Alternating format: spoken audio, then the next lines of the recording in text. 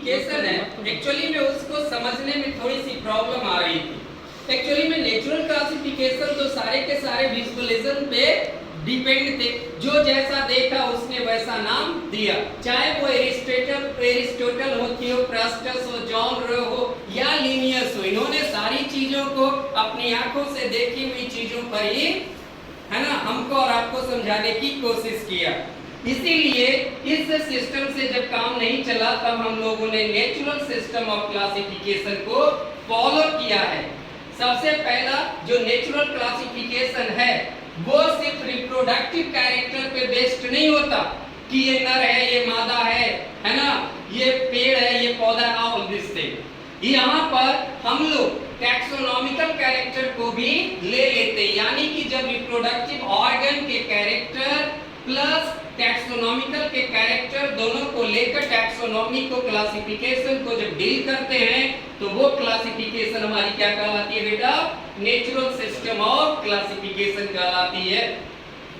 Linnaeus ने natural classification को establish किया है। ये देखिए फिर से आपके लिनियस जी का नाम आ गया कि लिनियस ही वो बंदा था जिसने कहा था सिर्फ रिप्रोडक्टिव ऑर्गन के बेसिस पे आप चीजों को मत बांटो, अगर बांटनी है तो उसे टैक्सोनॉमिकल बेसिस पर भी बांटो, यानी कि दोनों को मिला दो, reproductive organ plus taxonomical basis को मिलाकर आप एक ऐसा ग्रुप बनाओ जिससे लोगों को समझाने में, लोगों को समझने में और पढ़ने में आसानी हो।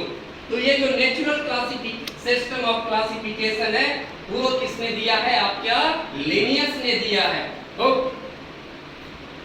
Phylogenetic system of classification. Phylogenetic कहने का मतलब ये होता है इवोल्यूशंस, है ना, क्रमिक विकास। जीवों, आप लोग जब 12 में आओगे तो मैं एक चैप्टर पढ़ाऊंगा जिसे हम और आप कहते हैं इवोल्यूशंस। ये जो हमारी, है ना, रेसेस है, इसकी जो ऑफस्प्रिंग होती है कभी कांस्टेंट वेरिएशंस नहीं देखने को मिलता। हाँ, हम लोग कांस्टेंट वेरिएशन देखने के लिए 5 चीजें कर सकते हैं, परंतु वो पॉसिबल किसी में नहीं होता। जैसे आपको रैंडम रिप्रोडक्शन करना है, आपका पॉपुलेशन बड़ा रहना है, आपके स्पेसिस से कोई बाहर न जाए और आपके स्पेसिस में कोई बाहर से अंदर ना आए, ये सारी चीजें कर पाना बड़ा मुश्किल है। नहीं, आप कल पढ़ने जाइएगा, किसी से शादी ब्याह कर लीजिएगा, अमेरिकन छोरी लेके चले आइएगा, तो क्या करेंगे भैया, हमारी तो नस्ल बदल गई ना। तो ये कांस्टेंट वेरिएशन कर पाना बड़ा मुश्किल है, परंतु आप कर सकते हैं अगर आप एक सिस्टम को फॉलो करें तो। इंसान के लिए कोई भी एक्सपेरिमेंट, कोई भी, है ना, चीज इम्पॉसिबल नहीं होता। मैं अगर एक सिस्टम में चाहूं तो कर सकता हूं। छोड़िए उस बात को। फाइलोजेनेटिक सिस्टम ऑफ क्लासिफिकेशन सिर्फ टैक्सोनॉमिकल कैरेक्टर पे ही बेस्ड नहीं है, साथ ही साथ इसमें हम लोग इवोल्यूशनरी, है ना, कैरेक्टर को भी ऐड कर देते। यानी कि याद रखने का सबसे सिंपल सी बात है भैया, है ना, जो आप देख दाख रहे हैं उसके बेसिस पे किए तो आर्टिफिशियल, अगर आपने, है ना, reproductive organ plus taxonomical character के बेसिस पे किए तो नेचुरल सिस्टम ऑफ क्लासिफिकेशन। पर वहीं पे जब आप टैक्सोनॉमिकल कैरेक्टर और साथ ही साथ इवोल्यूशनरी कैरेक्टर को साथ में लेकर किसी ऑर्गेनिज्म का क्लासिफिकेशन, टैक्सोनॉमी करोगे तो वो क्या कहलाएगी? आपकी फाइलोजेनेटिक सिस्टम ऑफ क्लासिफिकेशन कहलाएगा। कोई दिक्कत है तो मेरे पास कुछ तो नहीं है सर जी, टैक्सोनॉमिकल कैरेक्टर को भी ले लीजिए और इवोल्यूशनरी कैरेक्टर को भी ले लीजिए और उसके बेसिस पर किसी चीज को आप बांट दीजिए। अगर आप बांट देते हो तो जो आपकी क्लासिफिकेशन होगी उसे फाइलोजेनेटिक सिस्टम ऑफ क्लासिफिकेशन कहा जाएगा। पर बच्चे लोग इसमें कंफ्यूज होते रहते हैं। चलिए इसका कुछ इंपॉर्टेंट बात समझाता हूँ, खास करके वो बातें जो कि आपको नीट में या दूसरे किसी भी कॉम्पिटिटिव एग्जाम में आपको हेल्प करेगी। यहाँ पे हम लोग अपने अपने गांव से इतना दूर आए ही इसीलिए, हमारी एक मकसद है, एक, है ना, सपना है जिसे पूरा करना है। तो चलिए उस सपनों को पूरा करने के लिए कुछ प्रश्नों को डील करते हैं।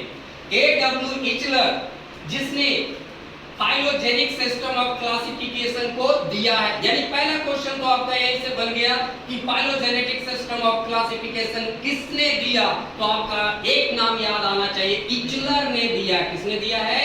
इचलर ने दिया है। इचलर एक जर्मनी का रहने वाला बहुत ही बड़ा बॉटनिस्ट था और उसने अपनी रिसर्च में एक किताब भी लिखी थी जिसे कहा जाता है सिलेबस डे वॉर्लेसंजन। वॉर्ले संजेन। इस किताब का नाम थोड़ा सा याद रखिएगा, कभी कभी पूछ देगा कि फाइलोजेनेटिक सिस्टम ऑफ क्लासिफिकेशन को समझाने के लिए इचलर ने जिस किताब को लिखा उस किताब का नाम क्या था? तो क्या था? Syllabus day Varale संजेन। ठीक है, इस नाम को अगर याद रखिएगा तो हो सकता है बाय द वे अगर कभी प्रश्न पूछ दिया जाए तो आप उस प्रश्न को आसानी से डील कर लेंगे। एक और नाम आता है एडोल्फ इंगलर। एडोल्फ हिटलर मत याद रखिएगा, अगर आपको रखना है तो रख लीजिए, कॉम्बिनेशन अच्छा रहेगा। एडोल्फ इंगलर ये भी एक जर्मनी का बॉटनिस्ट था और इसने फ्लावरिंग प्लांट और कॉम्प्लेक्स प्लांट तक बांटा। बोला फूल देने वाले और जटिल पौधों, है ना, यानी कि इसने ये जो बॉटनिस्ट था इसने पौधों को इस तरीके से रखा कि एक सिर्फ मामूली फूल देने वाले पौधे से लेकर इसने उन बड़े पौधों तक को समझाने की कोशिश की जो जिसकी संरचना बहुत ही जटिल होती है। तो अगर आपसे पूछता है कि बताइए पौधों को सबसे बेहतरीन तरीके से समझाने का काम किसने किया? तो एडोल्फ ने किया। ठीक है, जिसने फूलों पेड़ों के फूलों से लेकर यानी फूल देने वाले पेड़ों से लेकर बड़े विशालकाय पेड़ों तक का क्लासिफिकेशन करने की कोशिश किया था। उसके बाद आता है वेस्री, जिसे classified flowering plant on the evolutionary basis. इसने फूल देने वाले पौधों को किस बेसिस पे बांटा था? इवोल्यूशनरी बेसिस पे बांटा था कि आखिर उसमें क्रमिक विकास कैसे हो रहा है। नहीं, कोई हरा फूल होता है, कोई लाल फूल होता है, एक ही स्पेसीज के अलग अलग फूल देखने को मिलते नहीं। आप जब जाते हो, आपकी कोई गर्लफ्रेंड होगी, हो सकता है गुलाब गुलाब देने का मन करे, अगर मोहब्बत है तो लाल दे दीजिएगा, दोस्ती है तो येलो दे दीजिएगा, और अगर दुश्मनी हो गई तो लास्ट में होती है किसी की होती है। मोहब्बत की बस एक ही कहानी है ना, आंखों से शुरू होती है और लातों पे खत्म होती है। मैंने नहीं किया, आज तक मैंने मोहब्बत नहीं किया, सॉरी फॉर दैट, क्योंकि मुझे रिजल्ट पता है।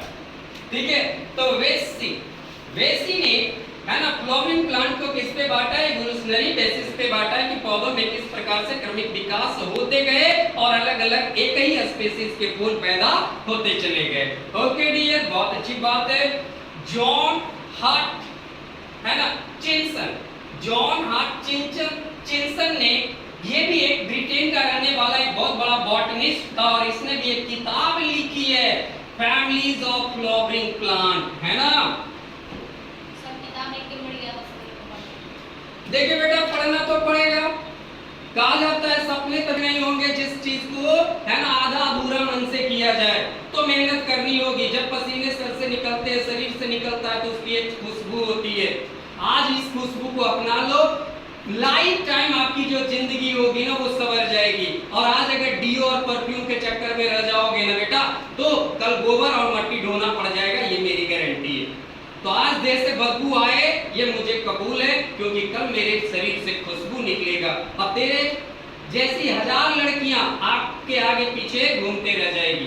तो एक के चक्कर में जिंदगी बर्बाद मत करो, 1000 की सोचो जो तुम्हारे लिए वेटिंग लिस्ट में है।